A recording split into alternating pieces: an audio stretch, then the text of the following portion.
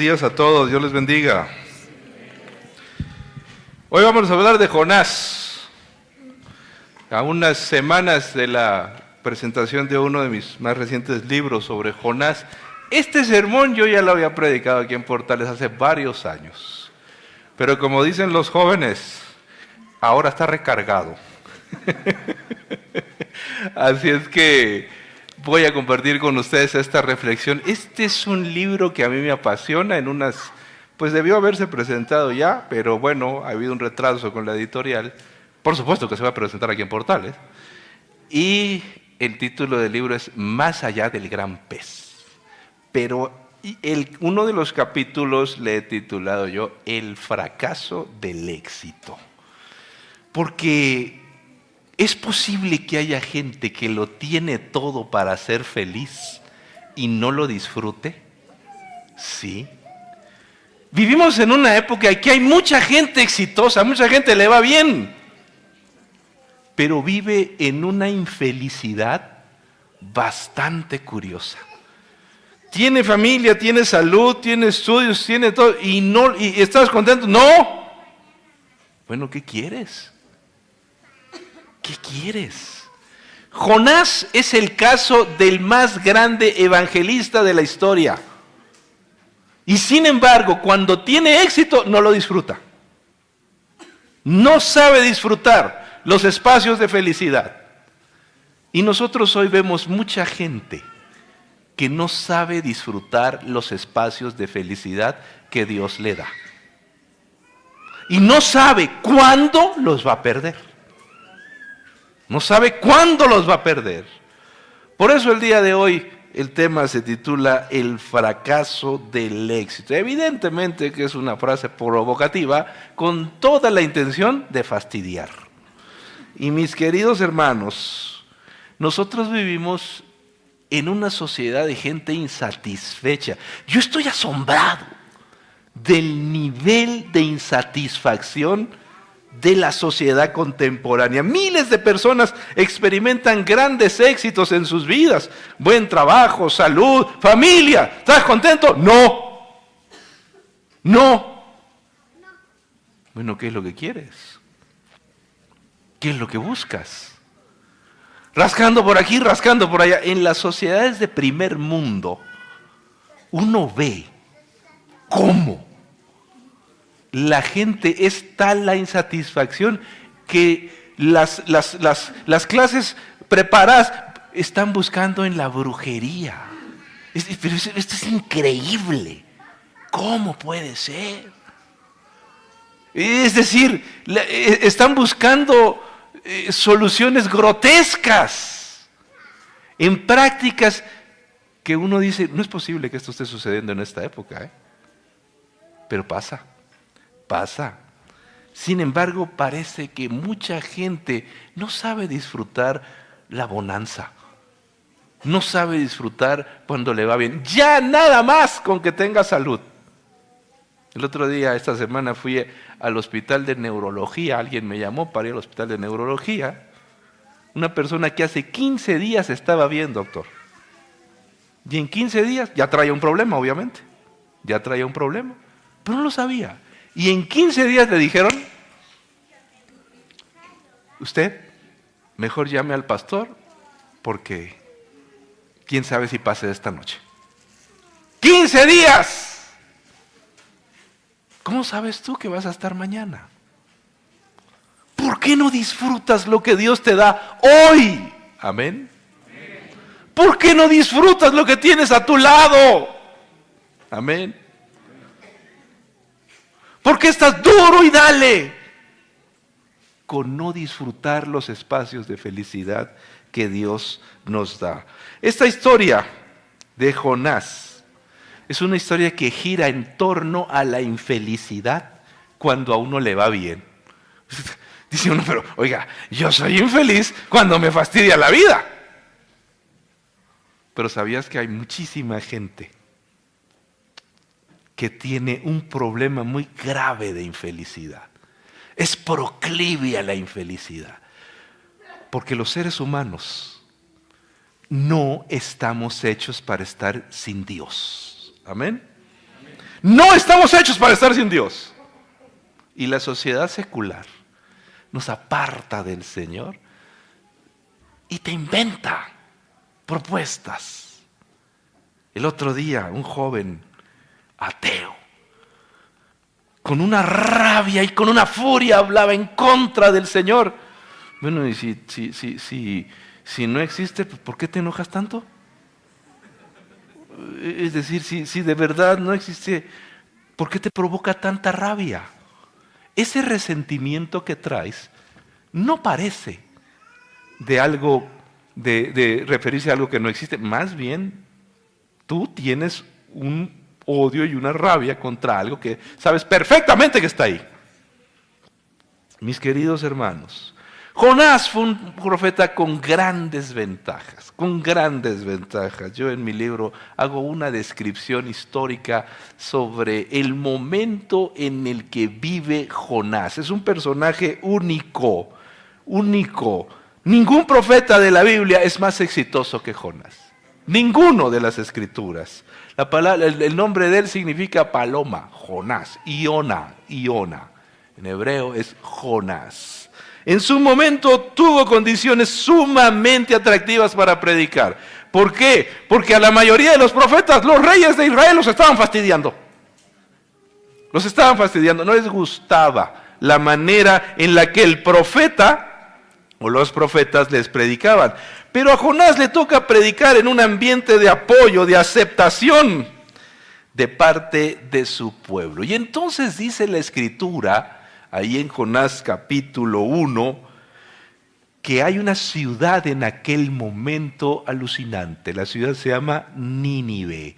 Es una de las ciudades más antiguas de la historia de la humanidad. No solamente se registra en la Biblia, no solamente se registra en la Biblia. Dice la Escritura que fue fundada por Nimrod.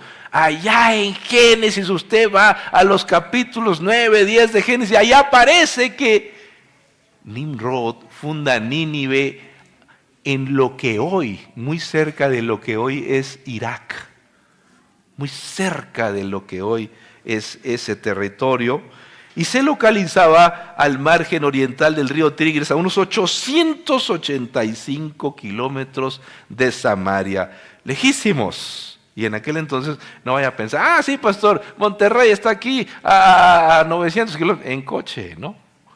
Pero en aquel entonces era caminando, o en bestia, imagínate. Durante casi 1000 años, Asiria fue uno de los imperios más poderosos del mundo. El mundo antiguo tiene dos grandes imperios, Egipto al sur y Asiria al norte. Después va a aparecer ahí de pronto el imperio neobabilónico, Babilonia, pero más despacito, pero estos dos eran los grandes rivales de la historia de la humanidad y se reflejan allí en la Biblia. Y Nínive era una de las ciudades más importantes del imperio.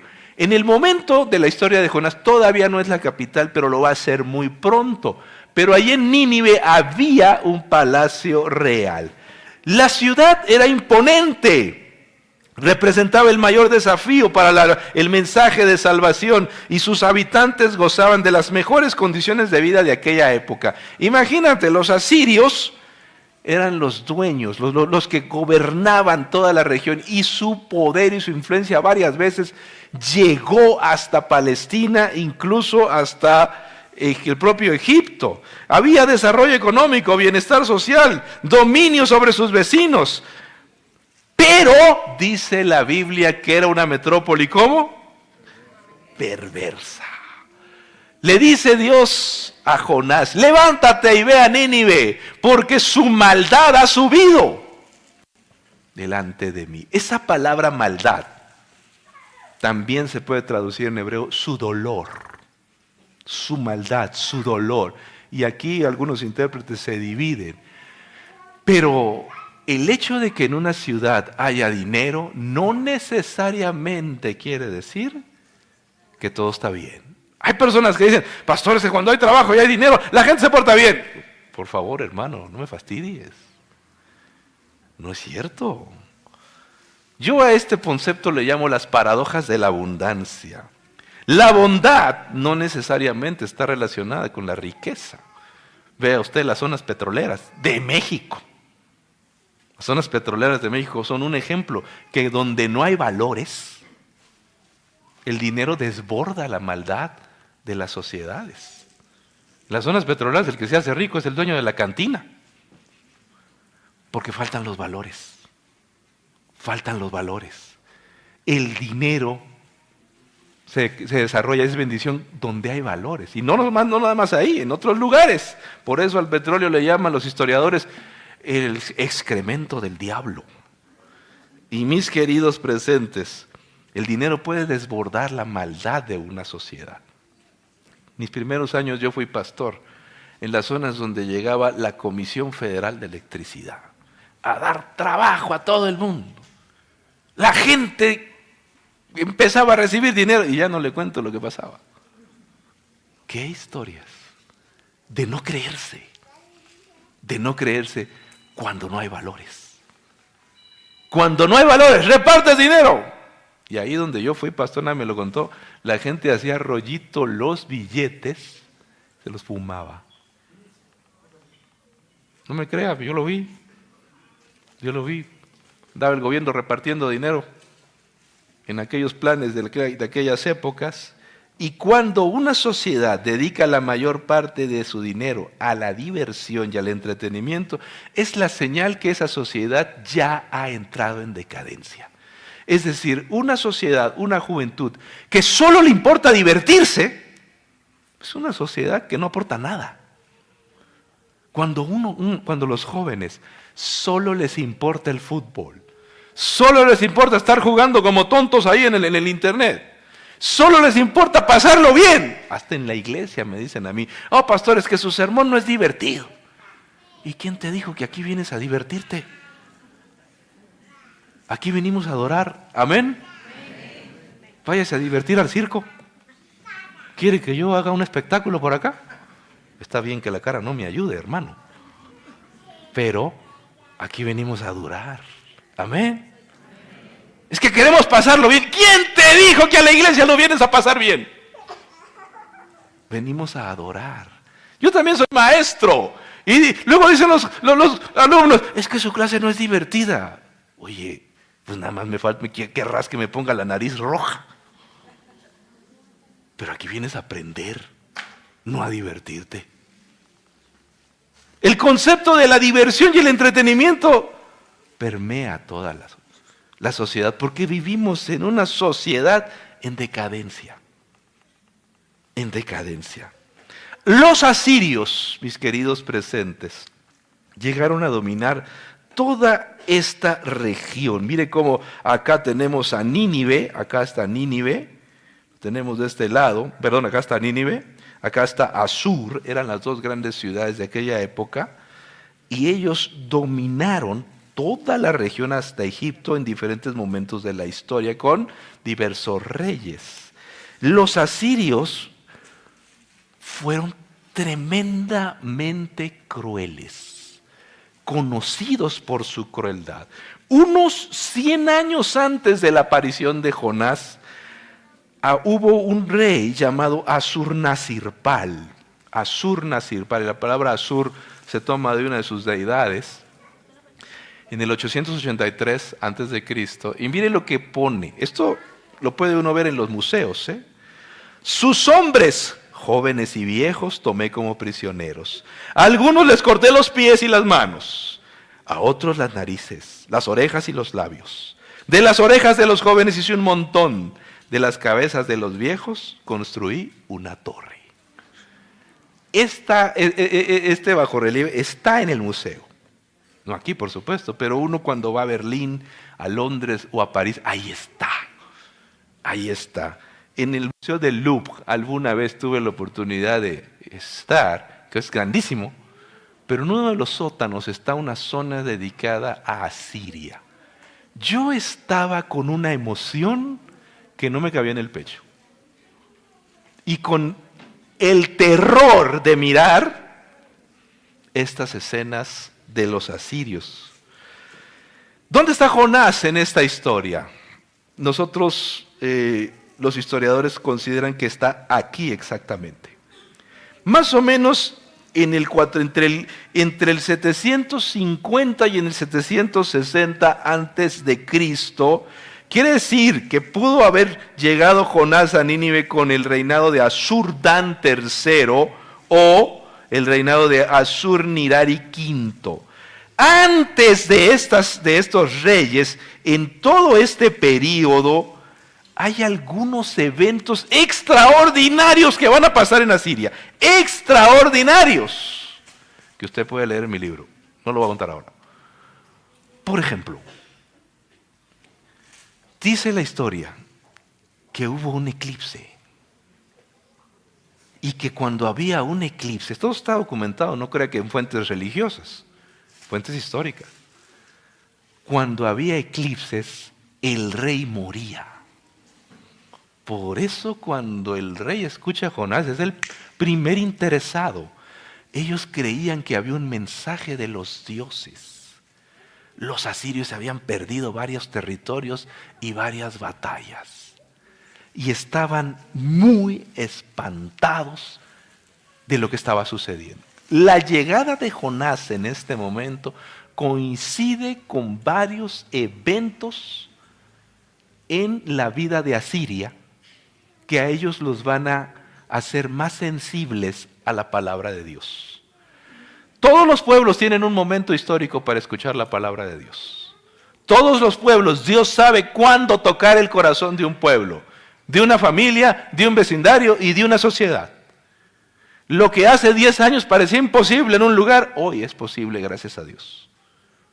Por eso nunca podemos decir que hay un pueblo, una sociedad o una persona que está fuera del reino de los cielos. Mis queridos hermanos, los palacios asirios eran impresionantes. Hoy los puede uno ver en los museos, los más importantes del mundo. A mí me tocó, le digo, ver una parte de este palacio en el Museo del Louvre de París. Impresionante, impresionante.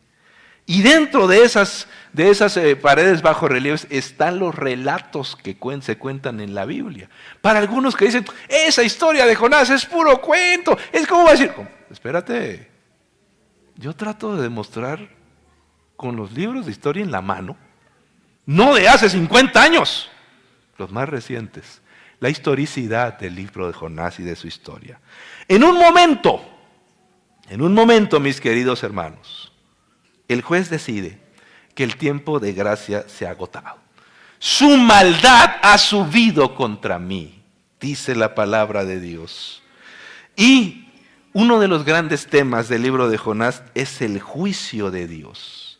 Es el juicio de Dios. Jonás habla acerca del juicio. ¿Hasta dónde una persona o una comunidad puede llegar alejándose de Dios? Cuando uno ve la maldad en el mundo, le dice, Señor, ¿hasta cuándo? Dios sabe en qué momento. Y entonces dice la Biblia que nadie, ni sus propios profetas, tiene la facultad de condenar a un individuo o a una comunidad a la destrucción. En este caso, Dios ha considerado que el tiempo de la salvación para Nínive se ha agotado. Y le va a enviar a su mejor predicador, Jonás. Y Jonás llama a Jonás y dice, Jonás, levántate y ve a Nínive, la capital de Asiria, una de las ciudades más importantes de Asiria, y porque su maldad ha subido contra mí. Y Jonás va a Nínive, ¿así dice la Biblia? No. Jonás dice, no. Muy claramente. Nadie en la Biblia le da a Dios un rechazo tan categórico como Jonás. Nadie lo rechaza tan. Alguna persona dice, oye hermano, ¿te vas a bautizar? Pues para después, pastor, dice la gente. ¿Cuándo te vas a entregar a Cristo? Lo voy a pensar. Pero a mí nunca nadie me ha dicho como Jonás le dijo a Dios, ¡de ninguna manera! No, nunca me han dicho eso. Por lo menos un poquito hay de respeto, ¿no? Porque Jonás le dice a Dios, no voy. Jonás, ve a Nínive. He dicho que no. Jonás, que vayas, que no. Oye, qué rechazo, ¿eh? Categóricamente. Pero el libro de Jonás nos enseña que un rechazo a Dios nunca es definitivo. Amén. Oiga, es que mi papá no quiere ir a la iglesia. Dice que no. ¿Cuándo dijo eso? Ayer. Pues hoy a lo mejor la cosa ya cambió. Nunca el rechazo al Señor es definitivo. Si no te sientas mal porque la semana pasada lo rechazaste. No te sientas mal porque ayer estabas renuente. Hoy estás aquí para gloria de Dios. Y nos estás mirando tú, hermano, por internet. Dice la palabra de Dios que Jonás rechaza ir a predicar a Nínive porque los asirios son los grandes destructores de la región. Jonás es niño cuando escucha las historias de cómo llegaban los asirios a destruir los pueblos, cómo ultrajaban a las mujeres, cómo mataban a los varones, cómo esclavizaban a los pueblos. Los asirios son el símbolo del mal, el símbolo del mal. ¿Cómo que van a recibir el perdón? Piensa en un barrio bravo, quizás donde te han robado un coche. ¿Irías tú a predicar ahí? Más bien pensarías, ojalá el Señor los lance fuego y los consuma. A mí me robaron un coche una vez, con una pistola. Y ya no le digo lo que me dijeron porque estoy en una iglesia. El primer pensamiento hacia ellos no fue, he de confesar, perdónalos, no saben lo que hacen. No, yo pequé. Es tan humano hacerlo. Pero mis queridos hermanos, cuando alguien te ha hecho daño, qué difícil es compartirle el mensaje del perdón de Dios. El hecho de que Dios envíe a Jonás a Nínive es como si a un judío de París lo mandaran a predicar a Berlín en la Segunda Guerra Mundial. Imagínate. Vaya usted ¿para qué me maten? ¿Estamos locos? ¿Me van a mandar a un campo de concentración? ¿Me van a mandar a Auschwitz? Y mis queridos presentes, Jonás dice, yo no voy. Me estás mandando a predicar con los más malvados, Señor. Me estás mandando a predicar con la gente que ha hecho daño a mi familia. Yo conozco, tengo tíos, tengo amigos, que estos miserables le hicieron daño. Todavía me acuerdo. Todavía hay relatos del daño que han hecho. Y tú me pides que vaya y les predique. Hay un conflicto tremendo en la vida de Jonás. Y Jonás dice, no voy. El gran problema de Jonás es el odio. Se ve clarito a lo largo de todo el libro. Es más fácil odiar que amar, hermanos. Es más fácil el orgullo que la humildad. Es más fácil que uno se llene de odio que de amor. Y a pesar de ser un profeta, Jonás está lleno de odio. ¿Se puede ser adventista, cristiano y tener odio en el corazón? Sí se puede. Hasta pastor se puede ser con rencores y odios en el corazón. El Señor me ampare. Pero Jonás es un profeta y está lleno de odio. Jonás es instrumento de Dios y está lleno de odio. ¿Se puede ser creyente y llenarse de odio? Sí. Y déjame decirte que la religión es un instrumento extraordinario en las manos del diablo para sembrar odio y separar familias.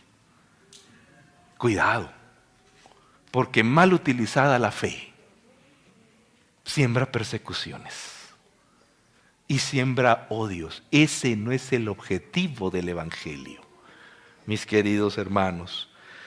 ¿Cuántos odios ocultos permanecen en tu corazón? Hoy es día de perdón, no es día de guardar odio. Amén. Hoy es día de decirle al Señor, Señor, quita el odio y el rencor de mi corazón, el resentimiento. Yo no sé ni cuándo se metió. Jonás trae rencores desde niño, trae odios desde niño. cualquier odio y rencor que vienes arrastrando de tu infancia, este día en las manos de Cristo tiene que quedar fuera. Hay poder de Dios para hacerlo.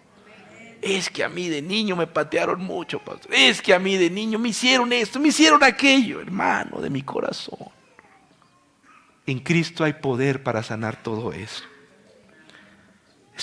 ¿Es posible guardar tanto rencor a pesar de ser creyentes? Sí, sí es posible. La historia de Jonás nos revela a un brillante predicador lleno de odio. Y la pregunta aquí es: ¿cómo reacciona Dios con los rebeldes? ¿Cómo reacciona Dios cuando alguien lo rechaza? ¿Cómo reacciona Dios? He dicho que no, Señor, yo no voy. ¿Qué hace Dios? Pues que te vaya bien, ahí está la puerta. Hay muchos que yo puedo buscar. ¿Hace eso Dios? ¿Qué hace Dios con Jonás? Va detrás de él. Amén. Si tú eres un rebelde, el mensaje para ti esta mañana es: Cristo te ama y te necesita. Y te necesita. Cuando una persona abandona la iglesia, ¿qué hay que hacer? Hay que ir por él. Amén. Cuando una persona se molesta con Dios, hay que ir por él, en vez de andar criticando. Y mis queridos presentes, la palabra de Dios dice que Dios va a buscar a sus hijos rebeldes. Jonás no rechaza a Dios, Jonás no rechaza la existencia de Dios. Jonás sabe que Dios está ahí, pero está molesto. Más de una persona en la iglesia se molesta con Dios porque interpreta que Dios le ha fallado. Te pedí que me ayudaras para pasar este examen y no quedé en la escuela. Te pedí que me ayudaras con este novio y me fastidió la vida. Te pedí que me ayudaras con esta chica y tampoco. Te pedí que me ayudaras con este negocio y me robaron. ¿Cuántas cosas pasan en la vida que uno piensa que Dios está detrás sin analizar las cuestiones que están ocurriendo? Aún la gente radical, aún la gente que rechaza a Dios, aún la gente que lo niega, aún la gente que dice que Dios no existe, tiene un espacio en el corazón del Señor. Amén. Y Dios también los busca. Dios sabe que esas personas están heridas. Dios sabe que esas personas están lastimadas, que detrás de esa rabia, detrás de ese rencor, detrás de esa negativa, hay un dolor que muy pocos entienden y que Él sí entiende. Aquí tenemos a Nínive. Nosotros tenemos a Nínive en este lugar. Aquí está Jope, el puerto de donde Jonás va a tomar el famoso barquito fenicio. Esta es la trayectoria que él tenía que hacer. Pero, ¿qué es lo que Jonás hace? Hay una hipótesis que yo considero. Dice la historia que Jonás debía viajar. Aquí está Gat-Hefer, que es donde vive Jonás. Tiene que viajar a Nínive. Pero él se va a Jope. Aquí lo tenemos en la parte de abajo. Jonás va a tomar un barco fenicio. En aquel entonces los fenicios tienen varios tipos de barcos. Tienen barco de guerra, tienen barco pequeñito de 7 a 8 tripulantes y lo tienen un gaulós. El gaulós, y céntrese en el mapita que tengo aquí a la izquierda, es el que cruza el Mediterráneo hasta Tarsis. Pasa cerca de Cartago y llega a Tarsis. Tarseso, dicen los libros de historia. Usted lo busca por Tarseso, ahí va a aparecer. Es Tarsis, hoy se llama Sanlúcar de Avellaneda, en el sur de España. Y ahí hay ruinas, hay zona arqueológica fenicia, porque en ese lugar había minas. Y dice la Biblia que los barcos fenicios traían estaño a Palestina y otros metales. Y llevaban productos, llevaban madera del Líbano, llevaban el árbol famoso, el cedro del Líbano, lo llevaban para allá. Y salían en el mes de mayo. Ellos cruzaban el Mediterráneo, había dos rutas. Lo cruzaban por el norte o por el sur. Siempre el barco tenía que ir costeando. cerca de la costa. La costa se tenía que ver. El Gaulos más o menos tenía unos 30 tripulantes. Iba cargado de mercancías para llevar hasta Tarsis. La otra ruta es por el norte, es decir, siempre rodeando Chipre. Esta isla se llama Chipre. Lo más probable es que el barco donde va Jonás, en el Gaulos fenicio, haya tomado la ruta del norte y que el evento del gran pez haya ocurrido en este lugar, entre las costas de Chipre y lo que entonces era el Asia Menor. Y después Jonás haya caminado hasta Carquemis y después hasta Nínive. Es la ruta más probable, yo lo explico ahí en el texto que acabo de escribir. Este es un modelo de barco fenicio, que no es el Gaulos, pero mire cómo llevaban ellos en la parte de abajo la mercancía. Los fenicios fueron brillantes. Hay muchos libros que hablan sobre el tema de los fenicios. Y la vela cuadrada, en la parte de acá tenían figuras de sus dioses. Y la palabra de Dios dice que Jonás quiere iniciar una nueva vida en Tarsis. Olvidarse del Señor, olvidarse de la palabra de Dios, hacer dinero en las minas. Tiene su sueño ibérico y él quiere una nueva vida sin Dios. Y mis queridos hermanos, la Biblia dice que Dios va a buscar a Jonás. ¿Cómo lo busca? Dios tiene 1000 maneras de encontrar, de buscar a la gente. Y se desata una tormenta. ¿Por qué Dios busca a Jonás? Yo sugiero que Dios busca a Jonás porque el profeta es un hombre sincero, a pesar de que está enfermo de odio. Hay mucha gente mal encachada, con el genio luciferino, que ama a Dios. ¿Amén? Ahí estamos varios, ¿eh? Así que Dios ama a todo ese sector. Dios conoce la sinceridad de tu corazón. Y ahí va a buscar a Jonás. Entiende que el corazón humano, incluyendo el de los creyentes, es muy orgulloso. Si a mí me preguntan, ¿cuál es el mayor problema de la iglesia, pastor? El orgullo. Gente que es muy orgullosa. Hoy estamos celebrando un servicio en contra del orgullo. Amén. Y hoy queremos que Cristo crucifique nuestro orgullo y dé lugar a la humildad.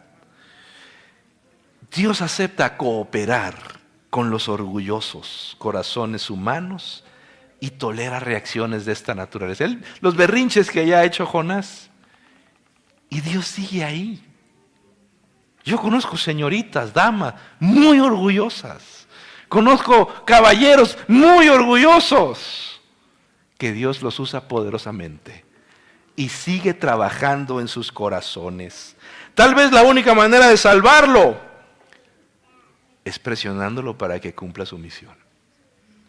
La única manera de salvarlo es decirle, tú tienes que ir a Nínive para sanar tanta rabia que llevas en tu corazón. ¿A cuántos de nosotros Dios ha tenido que buscar después de un enorme berrinche? ¿A cuántos de nosotros Dios ha llamado? Mis queridos hermanos, Dios conoce el corazón de cada uno de sus hijos. Y cuando el barco, el Gaulos, está enfilando rumbo a Tarsis por el norte, se desata una tormenta. La tormenta es totalmente obra de Dios.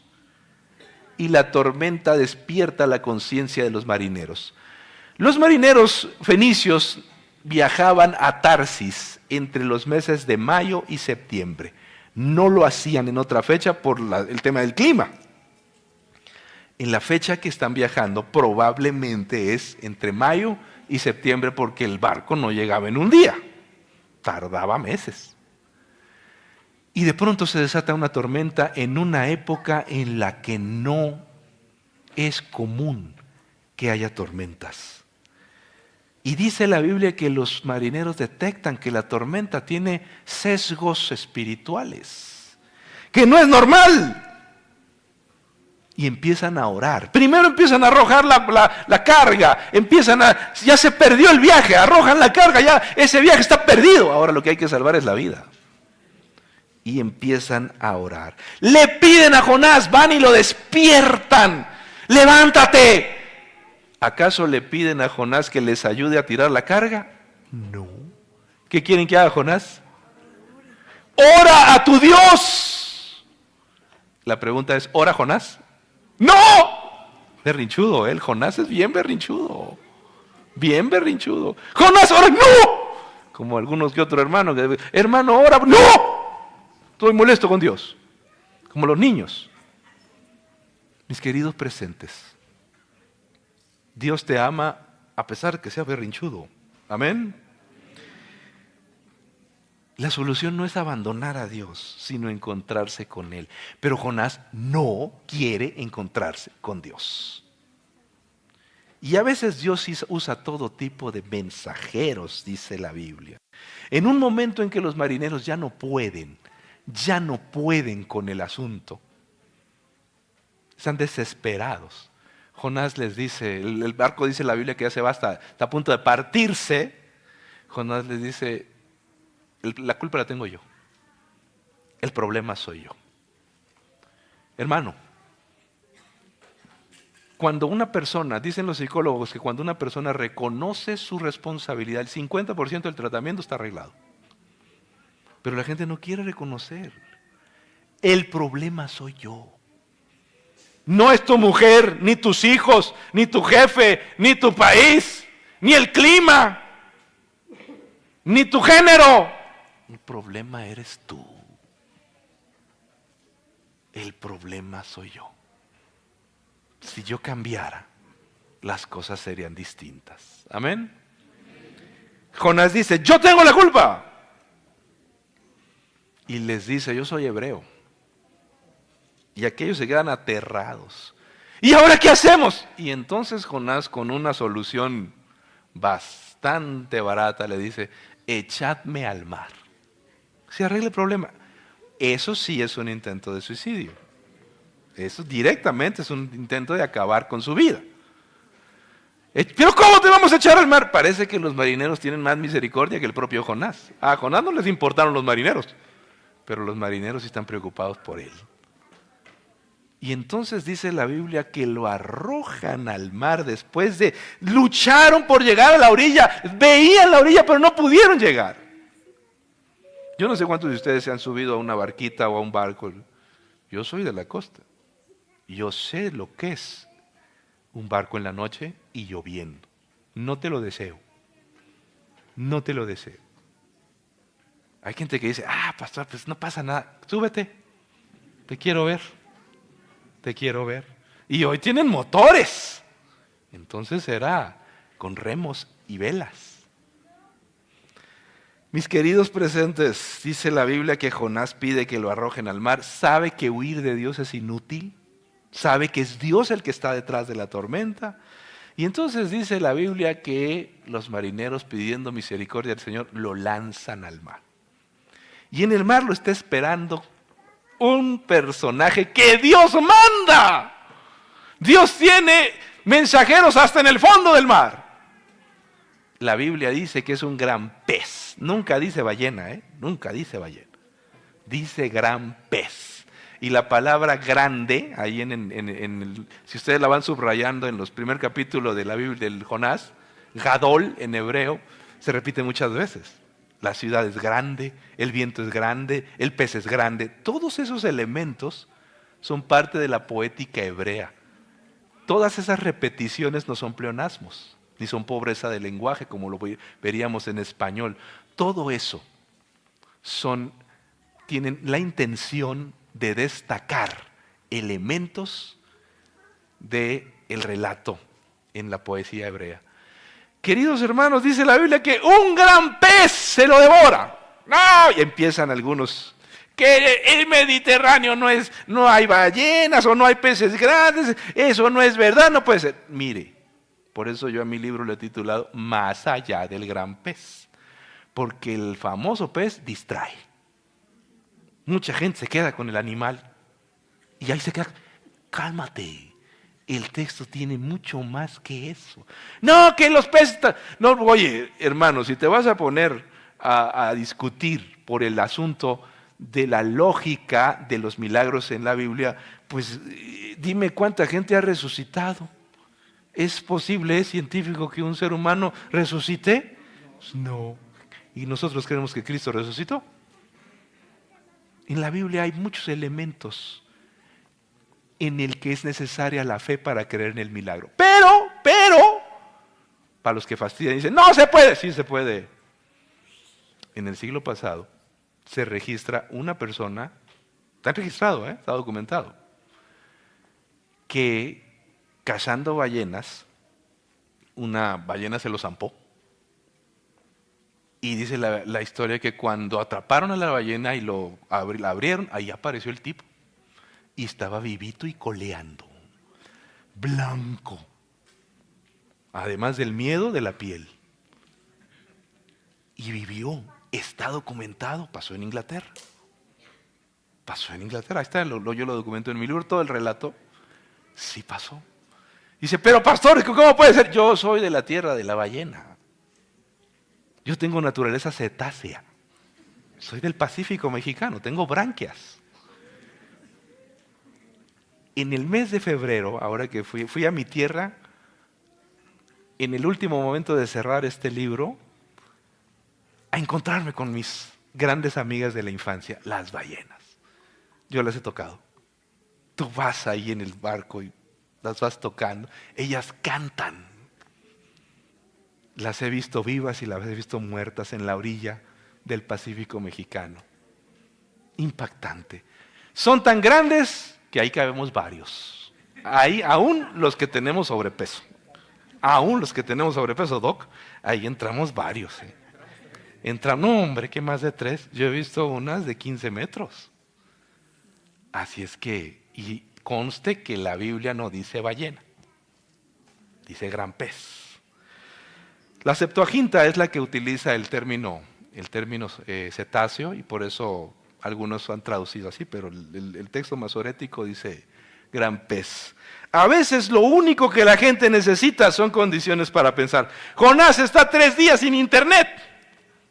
Imagínate que querías tú 3 días sin internet, sin celular, imagínate, sin WhatsApp. Más de un mocoso se vuelve loco. Tengo un problema, pastor, ¿qué tienes? No tengo internet. Oh, deja de fastidiar, por favor, deja de fastidiar. Mis queridos hermanos, Jonás, en el capítulo 2, a esta parte se le llama el Salmo de Jonás, porque está basado en el Salmo 42. Esa oración de Jonás, en Jonás 2, en realidad es una intertextualidad del Salmo 42. Y Jonás dice, todas tus ondas pasaron sobre mí.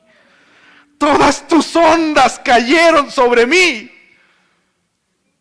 ¿Qué manera de describir la desesperación? En el vientre de un gran pez, en el fondo del mar. Peor no se puede estar, Peor no se puede estar. Si tú creías que estabas mal, espérate que llegues al vientre de un gran pez en el fondo del mar. Jonás se arrepiente, se somete delante de Dios, describe sus problemas, pide restauración, confiesa sus faltas y agradece al Señor. Agradece al Señor y promete que Él va a cumplir la orden. Y entonces dice la Biblia que el gran pez, yo iba a decir la ballena, el gran pez, pues lo deposita, por decirlo, lo expulsa, un verbo amable, ¿no? Lo expulsa en una playa, probablemente cerca de las costas de Chipre, y lo deja en una playa, todo hecho pedazos. Jonás, después de 3 días, Jonás dice, yo soy un predicador y tengo que cumplir la misión. Y tiene que aprender Jonás a perdonar y eliminar el rencor de su corazón. Queridos hermanos, dice la palabra de Dios que Jonás pasa 3 días predicando ahí en Nínive. La piel de Jonás lastimada por los ácidos del vientre del pez, el olor penetrante, aunque pasen los días. dan credibilidad a sus palabras. La ciudad más desarrollada del mundo se rinde ante el mensaje divino. Amén. ¿Usted cree que la Ciudad de México un día no se puede rendir ante el Señor? Claro, claro. Y les digo un detalle, esa frase, dentro de 40 días Nínive será destruida, en español no se entiende. Yo hago un breve análisis allí en mi libro sobre el verbo jara, destruir. Ese es un verbo bisagra en el hebreo, verbo bisagra. Se puede traducir como destruir, pero también se puede traducir como cambiar. Cambio de 180 grados. Cambio de 180 grados. Dentro de 40 días, yo lo traduciría, habrá algo muy grande, habrá un gran cambio en esta ciudad. ¿De qué depende? De tu decisión. Si decides aceptar al Señor, habrá salvación. Pero si lo rechazas, habrá destrucción. Tienes 40 días para tomar tu decisión. Jonás está predicando un mensaje. Ya no me da tiempo de hablar del número 40, que es interesantísimo. Yo hago un pequeño estudio, un breve estudio del número 40 en la Biblia. Es bien interesante. Y el emperador, dice la Biblia, el emperador se sacude con el mensaje divino. ¿Por qué? Porque han pasado algunas circunstancias que a él lo impulsan a arrepentirse, como el famoso eclipse que les digo, y otros eventos en aquel momento. Dice la Biblia que desde el más pequeño hasta el más grande se arrepienten. Todos se arrepienten y aceptan el perdón de Dios. Nínive es una ciudad, más o menos así en aquel entonces, y aquí tenemos el río Tigris, desde la creación aparece, ¿eh? El río Tigris está en el norte, acuérdense, Asiria está en el norte, y el río Kosher es el río que la atraviesa. Tiene puertas, las puertas son los nombres de sus dioses, las puertas de Sin, Nergal, Adad, Alalu. Tiene también la puerta de, por supuesto, la puerta de Ashur, muy importante. La puerta de, la otra, ¿cómo se llama? El otro dios famoso, Shamash, aquí está, la puerta de Shamash. Y el palacio importante es el de Palacio de Asurbanipal, ese va a estar después, pero tenemos el templo de Nebu, uno de los más importantes. Ahí anda predicando Jonás. Dice Elena White que Jonás predica y la gente de boca a boca va transmitiendo el mensaje. El problema aquí es que la gente se arrepiente y Jonás se enoja. Esto es algo alucinante. Usted, doctora, ¿cuántos pacientes cuando cura un paciente dice, ¿cómo puede ser? Lo traté y se curó? ¿Usted se ha preguntado eso alguna vez, no? ¿Usted, doctora, se ha preguntado cuando ha sanado un paciente suyo se molesta? Pues yo quería que se muriera, ¿no? Y sigue vivo el condenado. No, por más que le hice la lucha, se salvó. Pero Jonás es un predicador. Y él predica la salvación, la gente se salva y el profeta se enoja. Caramba, esto es el mundo al revés, patas arriba la cosa. Por eso yo le llamo a este capítulo, a este tema, el fracaso del éxito. Ha tenido el mayor éxito de la historia del cristianismo, de la historia de la evangelización, y no lo disfruta.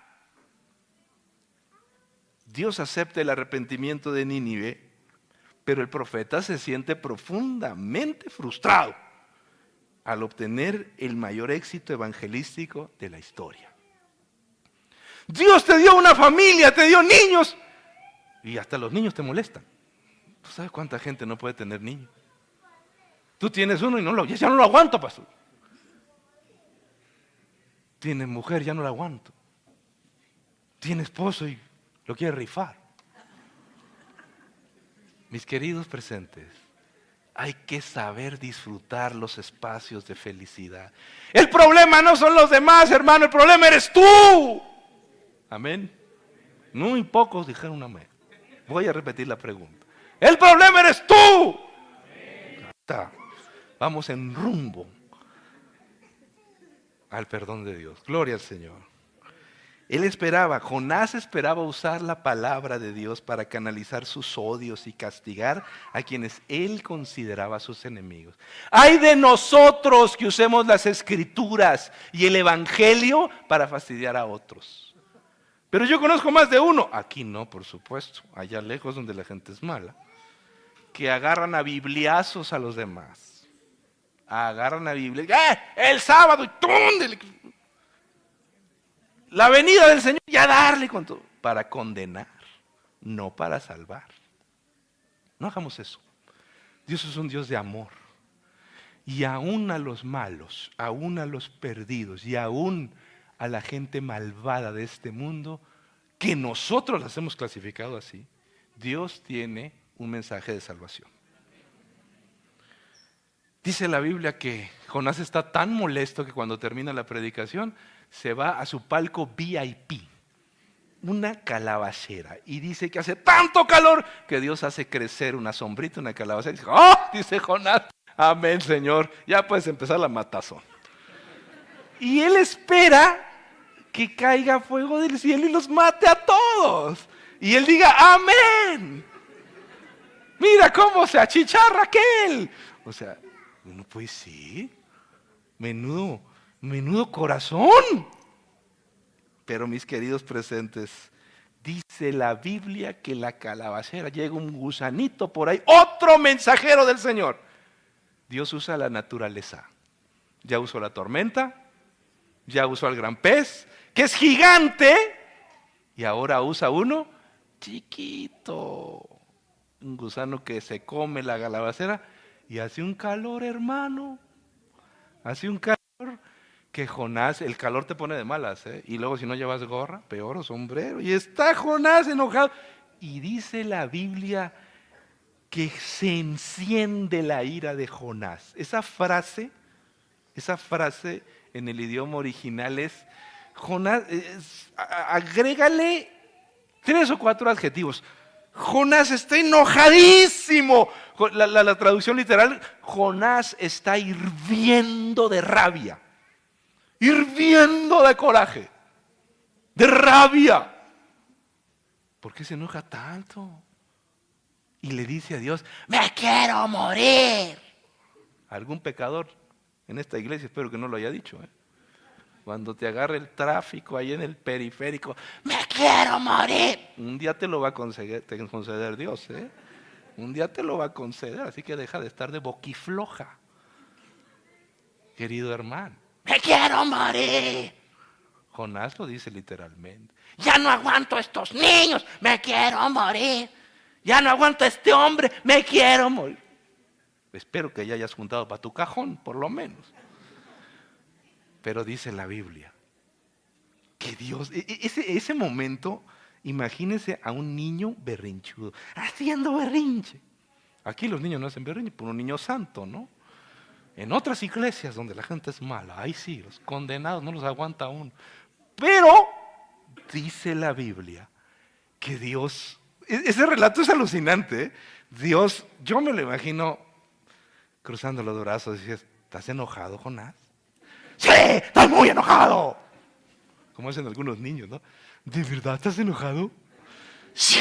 ¡Estoy muy enojado! Y el otro, se nota en el lenguaje, en el relato se nota que el otro está echando chispas. No puede ser. Y entonces dice la palabra de Dios que Jonás le dice en el versículo: yo ya sabía que tú los ibas a perdonar. Ya sabía de tu misericordia. Ya sabía de tu Gesed, misericordia. Es una palabra maravillosa en el Antiguo Testamento. Ya sabía que tú eras misericordioso, que los ibas a perdonar. Por eso me quise ir a Tarsis. Por eso no quería ir, porque yo ya sabía que los ibas a perdonar. Válgame la tos. O sea, tú querías que yo los destruyera desde el principio. Menudo corazón de un predicador. Menudo cristianito ¿no? Mis queridos hermanos, saben ustedes que el odio a los incrédulos es bien peligroso en el corazón humano.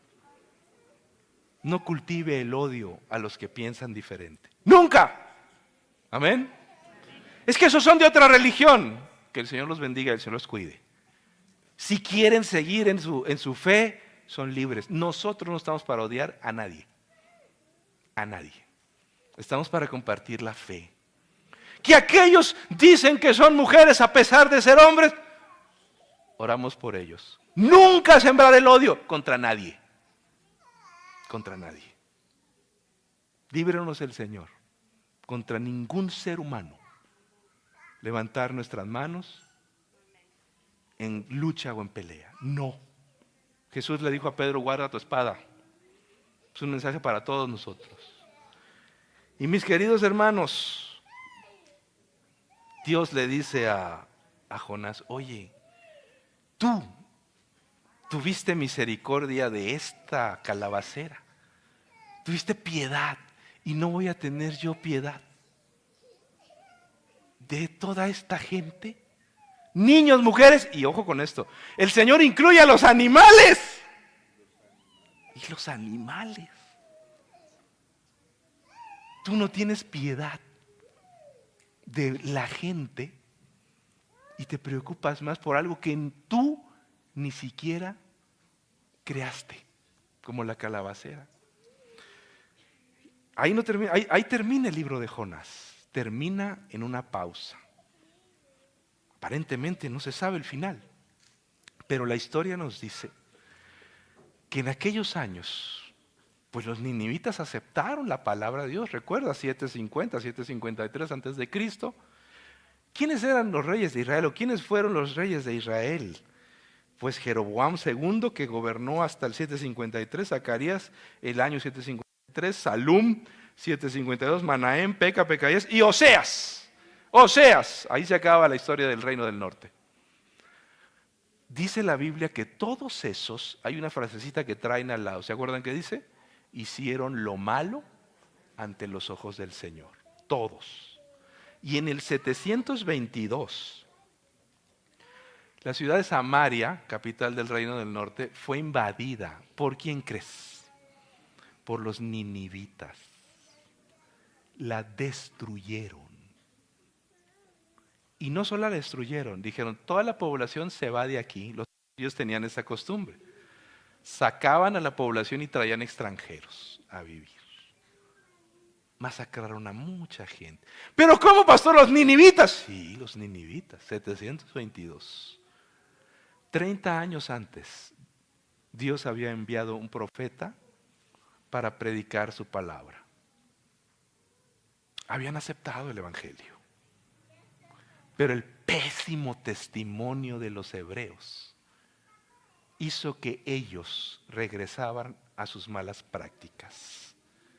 Y fueron ellos mismos los verdugos del pueblo de Israel. Seguramente una comisión de ninivitas llegó a Samaria y dijeron, el profeta Jonás nos ha predicado la palabra, pero llegan a Samaria y encuentran la ciudad llena de ídolos. Encuentran la ciudad que no respeta la palabra de Dios. Y que quizá más de uno se burló de ellos. Regresan a Nínive y le dicen, eso que predicó Jonás, pues no es verdad. Y los ninivitas vuelven a sus antiguas costumbres, vuelven a la guerra. Poquito después, la historia registra que los reyes asirios se levantaron otra vez en lucha.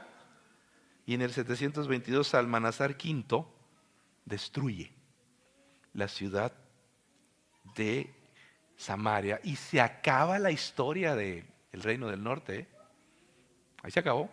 El reino de Judá va a durar otros siglos más y se va a acabar en el 586. Pero mis queridos hermanos, todo esto Dios lo había previsto. Nosotros tenemos que aprender que Dios trae gente a la iglesia. El Espíritu de Dios trae gente a la iglesia. ¿Qué van a ver en la iglesia?